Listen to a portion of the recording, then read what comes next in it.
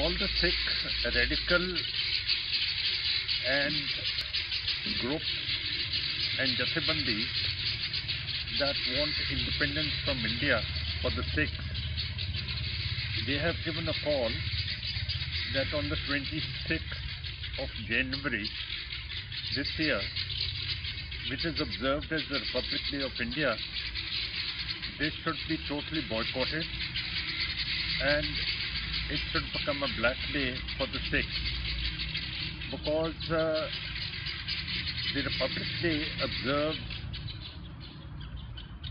the date on which India became a republic in 1950 and the constitution came into force. But the two Sikh representatives, Mann and Hukum Singh, they did not sign the Indian constitution because it did not give the rights that were promised by the Hindu leadership to the Sikhs. And thereafter, since 1950, the Sikhs have been tyrannized, tortured and not given the rights. That's why all the Sikh groups have decided that we should observe this day as a black day and boycott all the military functions or the police functions.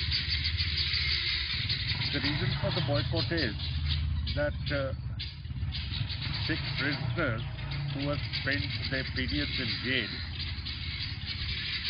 they should be released, and the Sikhs should get relief from the state and the grievances addressed, and all the Hindu culprits and other officers responsible for the genocide of the Sikhs should be brought before the law, which has not been done since 1984. The other reason is that this year the Republic Day will be presided over by Captain Kaptan Singh Solanki, who is a RSS man from the extremist Hindu party. And the Sikhs don't contribute to the RSS because it's conducting military parades in the Punjab and trying to scare the Sikhs. And we don't see why the RSS, which says that the Sikhs are a part of Hinduism, should carry out military parades within the Punjab. The other reason is that the Sant Samaj, the Sikh saints or whatever you call them, they have said that we want to dismiss the Nanak-Chai calendar, which gives a separate identity to the Sikh peoples. And the government of India with the RSS and the BJP is ready to have this calendar cancelled, though it was unanimously passed in 2003 by the Sikh Parliament, the SCPC. Now the SCPC, which is the oldest parliament in Asia, which came into being in 1925, that also the Indian state is trying to whittle down its powers and scratch it from the statute books of the law. These are some of the reasons why we are observing this as a black day. And Jagtar Singh Tara, who has been bought unnecessarily and illegally on extradition from Thailand, I went to see him yesterday, and he was being ill-treated and we were also being ill-treated. Why couldn't we see Jagtar Singh Tara without scuffling with the police? And I mean to say, if after representing the Sikhs for so many years, I have to be ill-treated by the police, then I think there's something wrong with the Sikhs who are not standing up for the cause of the Sikhs.